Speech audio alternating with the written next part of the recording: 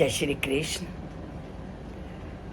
श्राद्धों की श्रृंखला में अब हम जानते हैं आज कि कुत्ते का भोजन श्राद्ध के दिन क्यों निकाला जाता है।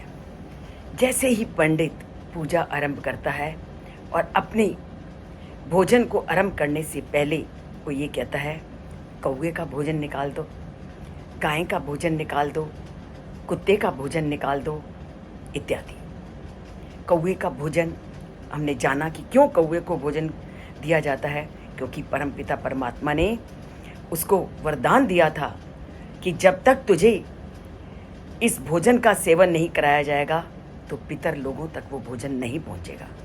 ठीक उसी तरह अगर आप यमराज के बारे में जानते हो तो यमराज के दो प्रिय कुत्ते थे जिनकी माँ का नाम था सुरमा। उसके दो पुत्र थे, श्यामा और शबल। एक गोरा था और एक चितकबरा था। और ये दो कुत्ते यमराज के प्रहरी हैं। और इन कुत्तों की सबसे बड़ी विशेषता क्या है कि आगे पीछे हर तरफ ये देख सकते हैं। और इनका पूरा विधिवत वर्णन ऋग्वेद में हमें मंडल 10 सूक्त 14 मंत्र 12 में मिलता है। और वो है श्वानो यमस्य चरतो अनुजनम। इस सूत्र में यमराज के इन दो कुत्तों का पूरी तरह से वर्णन किया गया है। और ये दो कुत्ते यमराज के प्रहरी हैं। और जब व्यक्ति इस संसार में जाता है तो ये कुत्ते अगर उनके पितर प्रसन्न रहते हैं तो उस जीव आत्मा को बहुत आसानी तक वो यम लोक के रास्ते से आगे ले जाते हैं। तो यमराज के प्रहरी की तरह हैं ये दोनों कुत्ते। और जो संसार छोड़ के गए हैं उनकी यात्रा को ये सुगम बनाएं।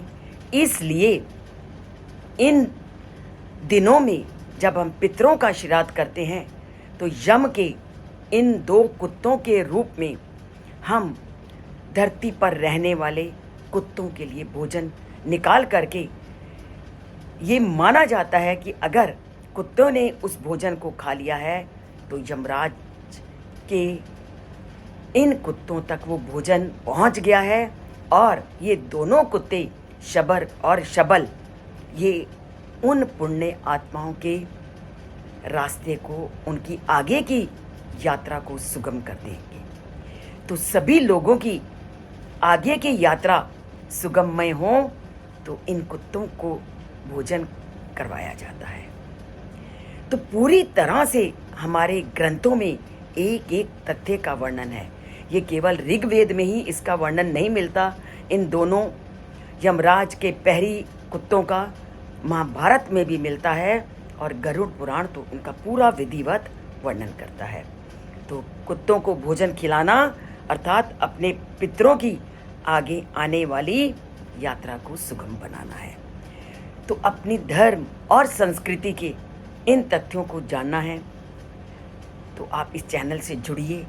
और ये चैनल केवल आध्यात्मिक उन तथ्यों को वर्णन करता है जिनका कि शास्त्रों में वर्णन किया गया है। तो जानना चाहते हो तो चैनल से जुड़िए। हर रोज एक नया तथ्य, एक नई चीज लेकर के, एक नई कथा लेकर के ये चैनल आपके सामने प्रस्तुत होता है। तो बोलिए जय श्री कृष्ण, लिखिए जय श्री कृष्ण।